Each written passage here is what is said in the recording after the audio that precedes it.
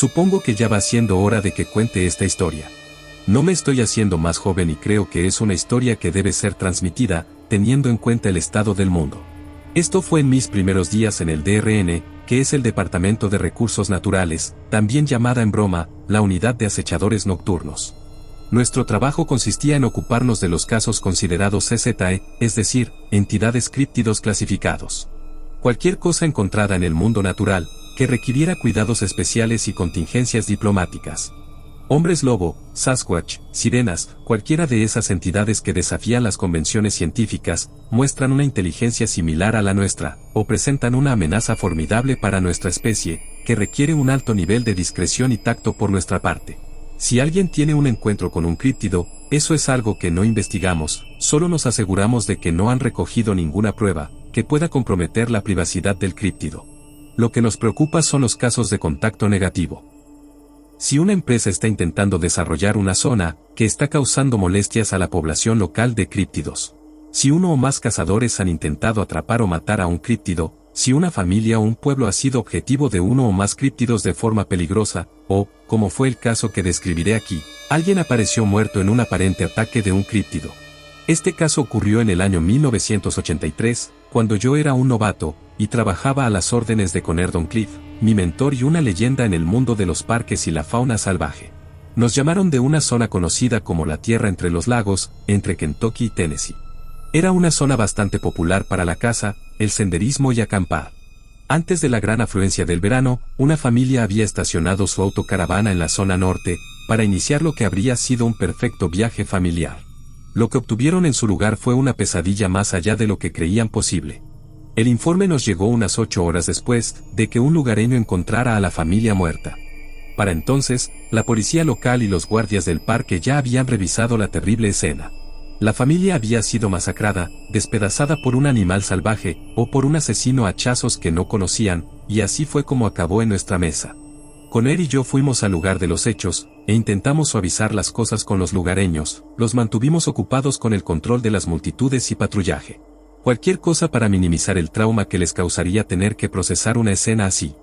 El lugar donde acamparon, parecía un matadero. El padre estaba tendido justo delante de la puerta de la caravana, partido por la mitad. La escopeta que tenía al lado solo se había disparado una vez, y a juzgar por los indicios, solo había dado en el suelo. Dentro de la caravana, el niño estaba en pedazos por todo el salón principal. No tendría más de 11 años. Más atrás encontramos a la madre, en el baño de la parte trasera de la caravana. La puerta del baño había sido arrancada de las bisagras y aplastada como una lata. Encontramos heridas defensivas en ella, así que al menos había intentado luchar. Conner fue quien se dio cuenta de que también había ropa y muñecas de una niña pequeña en la caravana. Buscamos por la zona, con la esperanza de que se hubiera escapado y escondido en algún sitio. La encontramos a menos de 40 metros, a 6 metros de altura en un pino, destrozada y clavada en una rama como los alcaudones clavan los bichos en una espina negra. Nunca había visto algo tan terrible. Conner parecía a punto de desmayarse o de perder el almuerzo. Nunca lo había visto tan enfadado. Después de que ambos nos hubiéramos recompuesto, empezamos con el caso. Todas las pruebas apuntaban a un ataque de un hombre lobo, lo que llamábamos un caso de críptido clasificado en el DNR. El padre había sido atraído, probablemente por un ruido o un golpecito en la caravana. Una vez muerto, la madre y los niños se atrincheraron en el cuarto de baño, y el críptido arrancó la puerta, mató a la madre y sacó a los niños a rastras para masacrarlos. Conner estaba convencido de que había habido más de uno, lo que significaba que no se trataba de un solitario, y que suponía una amenaza seria para la gente de la zona. Había que hacer algo, y no tenía ni idea de lo que eso podría significar. Después de asegurarnos de que los equipos lo tenían todo bajo control, volvimos al motel que habíamos alquilado en la zona.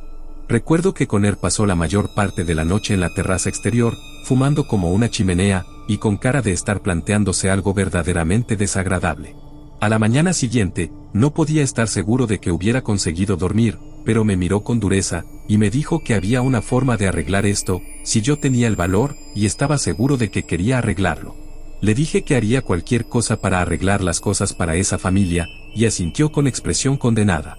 Me dijo que fuera a buscar provisiones para una acampada de al menos 3 o 4 días. Teníamos tiendas, luces y cosas así en el camión, así que fui por comida, agua y otras cosas. Cuando regresé, vi que tenía una bolsa con pruebas tomadas de la escena del crimen. Cuando empecé a preguntarle, se limitó a asentir con la cabeza y a revisar las provisiones. Conducimos hacia el norte de Kentucky, adentrándonos en el campo, donde la carretera se convertía en grava y la grava en tierra. Parecía que seguíamos un antiguo camino maderero. Cuando llegamos a un terreno protegido señalizado con una valla, dejamos el camión y nos adentramos en el bosque durante la mayor parte del día.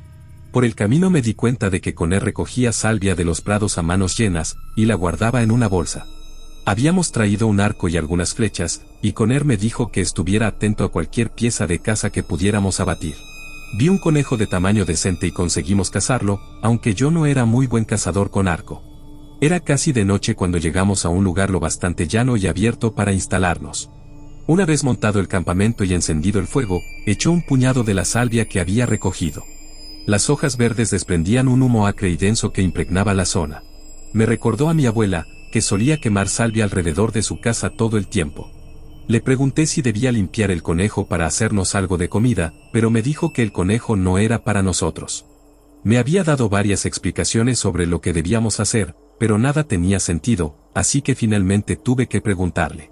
Conner miró hacia la luz roja y naranja que se desvanecía y respiró hondo. Lo que hemos venido a hacer, dijo, es algo que no hacemos a la ligera. Yo no lo he hecho desde hace 20 años, y supongo que nunca tendré que volver a hacerlo. Me lo enseñaron mi abuelo y su abuelo antes que él, y antes que él, los nativos a los que se lo enseñaron sus abuelos o se les ocurrió por su cuenta. Las criaturas responsables de ese horror en el parque, existen desde antes que cualquiera de nosotros, antes que los colonos, antes que los nativos. Nuestra relación con ellos ha cambiado a lo largo de nuestra historia común. A veces ellos llevaban las de ganar, y nosotros vivíamos atemorizados en el bosque, o nosotros llevábamos las de ganar, y ellos se veían obligados a retroceder más, para mantenerse alejados de nuestras armas y máquinas. Como sabes, son muy inteligentes, supongo que a un nivel diferente del nuestro. Creo que fueron una especie de cruce evolutivo, donde la raza humana se dividió entre la sociedad pensante y las tribus primitivas. Evolucionaron por un camino diferente, un camino más natural se podría decir. Puede que no hablen nuestro idioma, ni construyan ciudades como nosotros, pero son tan agudos, observadores, y adaptables como nosotros, quizá incluso más, ya que no tienen lenguaje ni historias que entorpezcan su pensamiento. La cuestión es que no son animales, como lo son para nosotros los lobos o los osos. Evolutivamente están al mismo nivel que nosotros, y por eso tenemos que plantearnos nuestra relación con ellos de forma diplomática. No queremos vivir temiéndoles, y ellos quieren que los dejemos en paz. Para mantener esta paz, los antiguos humanos habían ideado una línea de contacto entre nosotros, en caso de algún acontecimiento inaceptable. Una forma de tender la mano y establecer un contacto pacífico. Esto no es algo que ninguno de los dos bandos disfrute en ningún sentido. Los hombres lobos han cultivado una poderosa desconfianza hacia los humanos a lo largo de los siglos, y no puedo decir que les culpe por ello. Nos respetan como amenaza, pero nos desprecian como especie. Esto, por supuesto, no es cierto para todos ellos. Al igual que nosotros, hay entre ellos algunos más propensos a la paz y la coexistencia, del mismo modo que hay otros que nos aniquilarían si tuvieran la oportunidad. Por eso este contacto es extremadamente arriesgado para nosotros. Recuerdo que me sentía distante, como si lo que decía rebotara en mi cabeza y no pudiera asimilarlo. ¿En serio me estaba diciendo que íbamos a encontrarnos con uno de los hombres lobo? ¿Incluso con toda una manada? ¿Para qué? ¿Para hablar con ellos? ¿Para pedirles ayuda? Me quedé sentado como una estatua mientras hablaba, y echaba más salvia al fuego. El ritual, que es como lo llamaba mi abuelo, debía seguirse al pie de la letra. El lugar de reunión está en lo más profundo del bosque y no debíamos llevar herramientas ni armas, ni siquiera ropa. Nada más que la ofrenda y las pruebas. Esto nos pondría completamente a su merced, que es la única manera en que nos dejarían acercarnos. Eso fue lo primero que me vino a la mente. ¿Nada de armas? ¿Sin ropa? Pensé que podría estar intentando tomarme el pelo, pero cuando lo miré a la cara pude ver que no solo hablaba en serio, sino que estaba asustado. Ver a un hombre como Conner aterrorizado fue algo que nunca olvidaré. Echó otro puñado de salvia al fuego y lo señaló. La quema de salvia, dijo, era parte del ritual. Los nativos creían que ahuyentaría a los malos espíritus de la zona. Mi abuelo tenía una idea diferente de lo que era. Lo llamaba una especie de faro olfativo. Un olor fuerte para llamar su atención, y uno que asociaran con el ritual de comunicación, haciéndoles saber que intentaríamos entrar en contacto. Se llevó una rama de salvia a la nariz antes de arrojarla al fuego. Esperamos hasta que la luna estuvo alta, y el camino lo suficientemente iluminado como para caminar en la oscuridad. Estaba mirando la luna a través de la pared de mi tienda, cuando Conner me llamó y me dijo que ya era hora. Sentí que mi estómago hacía una rutina de gimnasia, y salí a gatas para ver que el fuego estaba apagado, y Conner ya estaba completamente desnudo. Me quité la ropa entumecido y fui a reunirme con él. Nunca me había sentido tan vulnerable como en aquel bosque oscuro, desnudo y temblando. No hacía frío, pero imagino que podrían haberme confundido con un eunuco, de lo nervioso que estaba. Agarré el conejo que habíamos matado y me lo apreté contra el pecho, intentando sentirme menos desnudo. Antes de ponerlos en marcha, Conner tomó un puñado de las cenizas del fuego y lo extendió, soplando una bocanada de hollín sobre mí antes de echarse el resto encima. Caminamos y caminamos. Parecía que habíamos caminado hasta estar seguros de que saldría el sol. Hasta ahora el bosque había estado lleno de sonidos. Pájaros en los árboles, bichos piando y zumbando. Toda la orquesta de la naturaleza. Pero en algún momento todo se volvió silencioso como la sala de una iglesia. Fue como si alguien hubiera encontrado el botón del volumen del bosque, y lo hubiera apagado. Dudé un momento hasta que recordé las instrucciones de Conner. Camina con paso firme y tranquilo, mantén la vista en el sendero, no prestes atención a nada que puedas ver u oír, y lo más importante, no mires a nada si te mira. Mientras caminábamos, los únicos sonidos eran el viento en los árboles, y el crujido de las hojas bajo nosotros. Hasta que empecé a oír que algo se movía en el bosque a nuestra izquierda. Algo grande. Mantuve la mirada al frente mientras el sonido nos seguía, igualando nuestro paso. Entonces llegó un sonido a nuestra derecha, un gruñido profundo, grave, gutural, que hacía que todo en tu interior se estremeciera y apretara. Había oído a los investigadores mencionar el infrasonido, una especie de sonido de baja frecuencia, que puede provocar ansiedad y sentimientos de pavor en las personas. Decían que podía detectarse en el rugido de un tigre, y que nuestra reacción a él podía estar ligada a nuestros miedos ancestrales. Quizá no fueran los tigres lo que les preocupaba. En cualquier caso, estando allí en la oscuridad, sin nada entre ellos y nosotros, no puedo describir el terror que sentí. Mientras caminábamos, los dos que teníamos a los lados nos seguían de cerca. Uno de ellos saltó al sendero detrás de nosotros, y soltó otro gruñido que me hizo vibrar los dientes, antes de cargar contra nosotros. Podía oír el estruendo de las hojas, y sentir los golpes de sus patas contra el suelo, a menos de medio metro detrás de mí. Tuve que hacer todo lo que estaba en mi interior, para no dar media vuelta y salir corriendo hacia la línea del bosque, gritando y meándome encima. Oí cómo se detenía, y sentí como la tierra y los palos que levantaba rebotaban en mis pantorrillas, pero seguí caminando y Conner hizo lo mismo. Ya no sentía mi cuerpo, pero concentré toda mi cordura en caminar y mirar hacia adelante. Cuando Conner por fin se detuvo, habíamos llegado a un claro. La hierba y la salvia de la pradera eran de un plateado brillante a la luz de la luna, que era tan intensa que parecía de día. Por un momento nos quedamos parados, el bosque estaba quieto y silencioso como un cementerio.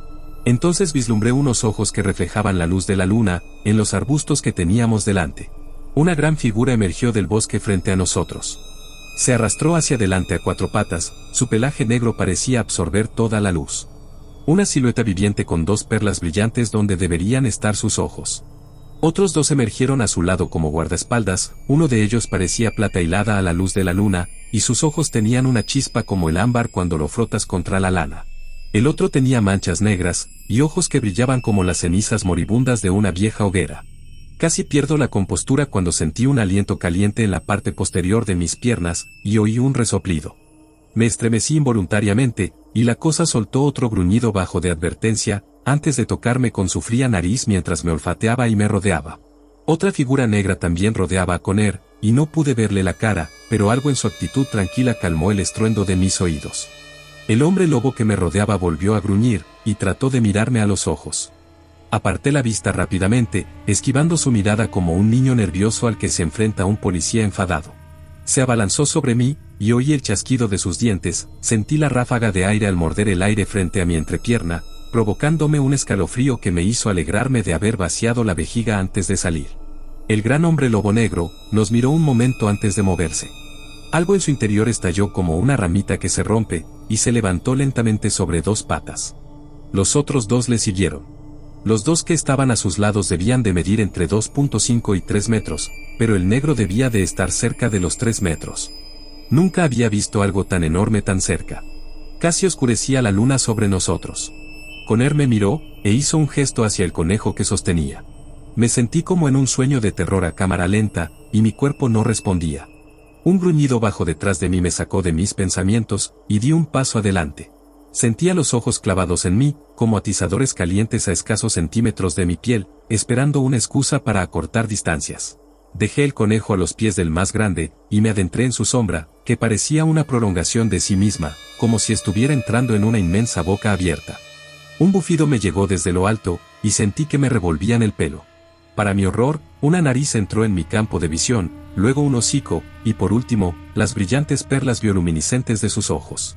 Algo me abandonó en ese momento, como si hubiera metido la mano dentro de mí, y se hubiera llevado algo, de lo que no podía estar seguro. Aparté la mirada de aquellos puntos de luz, de la masa negra que tenía ante mí con gran dificultad. Luego di un paso atrás, acercándome con cuidado al lado de Conner una vez más.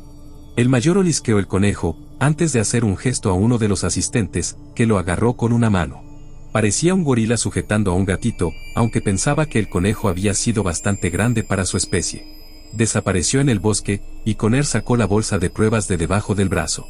Empezó a sacar objetos, y los depositó en el suelo ante él.